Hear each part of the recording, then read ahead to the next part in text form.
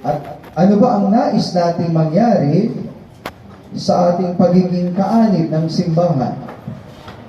Kung ako po ang tatanungin ninyo, ako ay kumbinsido. Siguro unang isang dahilan, sa 12 taon naming pag-aaral, nakilala at sa kasaysayan ng simbahan that this church is the church founded by God, by Jesus Christ, na ipinagkatiwala lang po sa mga apostol. Siyempre, hindi naman siya mananatili, kaya kailangan niyang ipagkatiwala. At mananatili din naman siya, sabi niya, ako kasama niyo hanggang sa wakas ng panahon.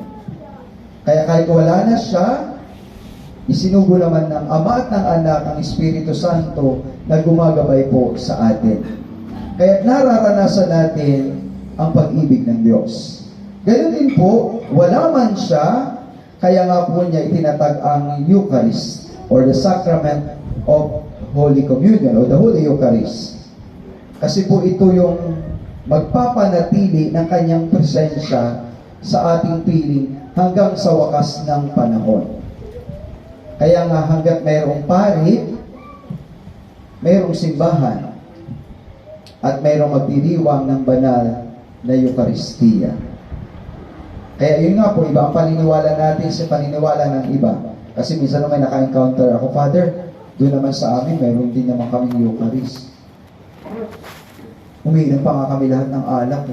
Paliliit ang aming lalagyan. Hindi po yung naging katawan ni Kristo. Kasi para sa kanila, symbol of the body and blood of Christ. Iba po yung the real presence, iba po yung symbol. Sa ating simbahan po naniniwala tayong the real presence. At tinatanggap mismo natin ay hindi yung ostya lang, kundi sa anyo lang ng ostya, ng tinapay, pero yun ay katawan at dugo ni Kristo. Kaya nga po mayroong mga Eucharistic miracles. Kasi yung iba hindi naniniwala pa rin. Kaya nga kung gusto natin ang kapatawaran sa kasalanan, kaligtasan, magsimba ka at tumanggap ng katawan ni Kristo. So yun po, mahalaga. Kung bisido ba tayo na talagang tayo ay nasa simbahang itinatag ng Diyos mismo sa katauhan ng ating Panginoong Jesucristo na pinagkatiwala lang sa mga apostol. At yun din, kaya mahalaga na pag-aralan natin mabuti yung ating pananampalataya tulad sa Ebanghelyo.